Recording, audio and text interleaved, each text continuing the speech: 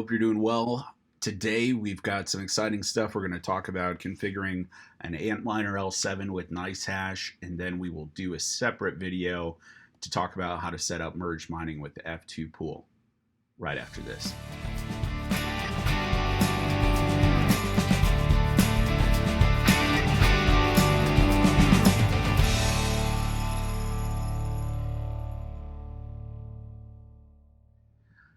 All right, everyone. So if you have managed to be lucky enough to get your L7 so far, I know they're still behind. It was a pretty low percentage of people talking to factory that actually have gotten all their units so far. So they are still shipping those out. Obviously, supply chain issues. But today, what we really want to focus on is just walking you through how to configure an Antminer L7. So there's a couple different options that you could go with. Most of the pools don't actually have something set up where you can actually select what you need to for an L7. So what we're going to do is use the L3 configuration on most of these, and we're going to go through NiceHash and show you how to set that up. One other thing I'm going to note here is if you notice, the machines got switched to a 9050 hash rate instead of 9500 or the 9180 that they had advertised before. So really what it means is I think they went through production and then realized afterward that these rev up and down. Sometimes you'll see them at 8750, sometimes they will be at 10,000. So the average total hash rate ends up about 9200. Some of them is about 9100. So I think that's why they decided to stick at 9050. So as you can see right now, we're running this chain previously on a test here. I cleared it all out. So what we're going to go ahead and do is you can see these pools are down right now because there's nothing here. You've got the settings. Overall, the interface is pretty good. You can go through your settings, put your pool accounts here, your IP settings you can go through as well. And then you can also go here to your system, set your password, do your firmware upgrade, check your miner logs, restore factory settings, and restart your miner. So today we're just going to go ahead and go through NiceHash here. I already logged into our test account that we have. So if you're using NiceHash, go ahead and go here, log in, go to mining, and what we're going to do is we're going to go ahead and add a download miner or add ASIC here. So let's add this, and then you're going to click connect your ASIC device. You don't have to download their software. Obviously, there's no software for this right now. So what we're going to do is go ahead and just choose Bitmain Antminer L3++ for that configuration. We're going to go ahead and add a worker name. We're just going to call this Stellar Forge Test 001, and then we're going to select an algorithm. These run the script algorithm. You can't run the other ones on here, so an ASIC is purpose-built, so make sure you choose script. Select location.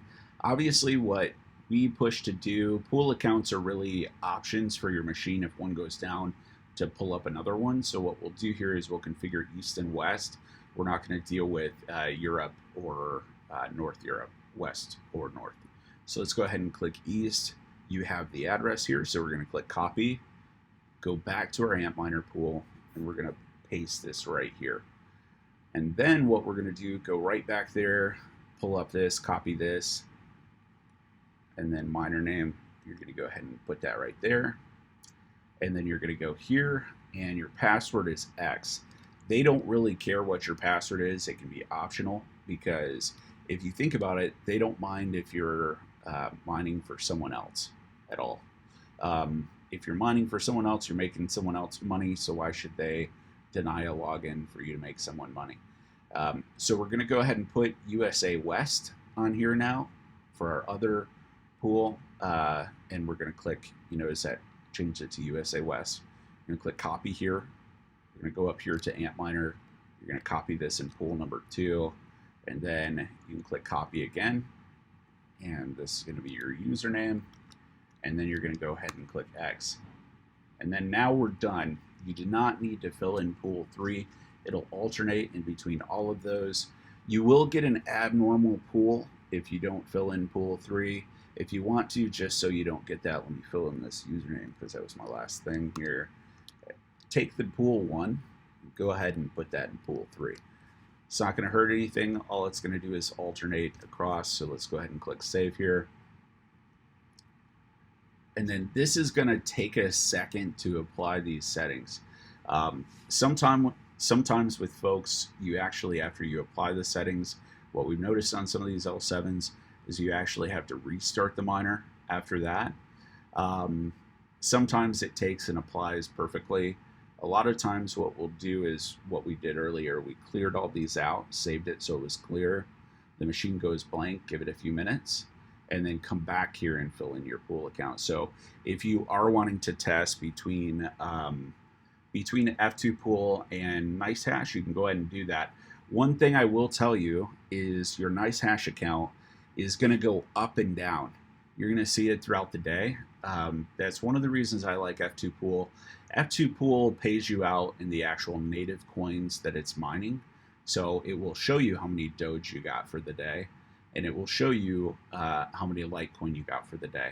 Remember, NiceHash pays you out in BTC, so you don't ever see anything except your profitability from a Bitcoin perspective. And who knows how they calculate that, even though they do give you an explanation of how that happens. My opinion is, especially with new machines, I like to be able to see the day to day. And then also what you really want to look at on a lot of the machines is run rate over time, because there are some where monitoring the pool account is very important, because when you look at it, you're going to look at the chart and you're going to see it dip every once in a while. And sometimes some of them are every 5 days. And we've had, especially on gold shells, beginning of the year, they had a firmware update that went out and it fixed all of this, but there was a problem prior. We had to basically restart all the gold shells every 5 to 7 days because the hash rates would plummet exponentially. But that's been taken care of with firmware, but that's why it's good for you to take a look at this on your own too. So we should be seeing this here in a second. I'm going to click refresh. It should have added already. Sometimes it takes multiple minutes. If you notice, here's the Stellar Forge test account. And then this right here is normal with NiceHash. It says it's only making $12.05. You've got to give it time, and it'll be about 30 minutes to an hour to get you up to actually viewing what that actual rate is. It has to do with the pool participation and how they actually calculate the rate over time. So you'll see this go up.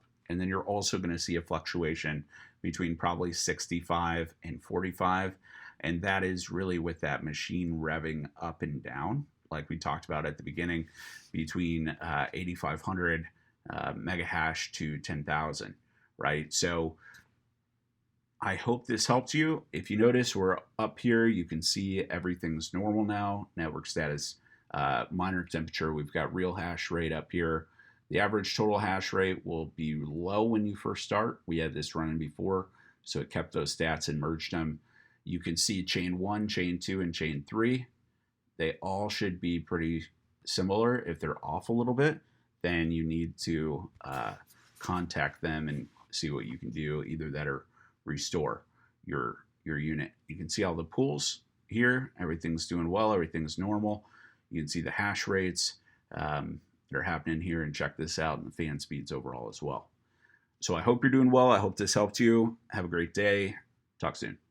Bye.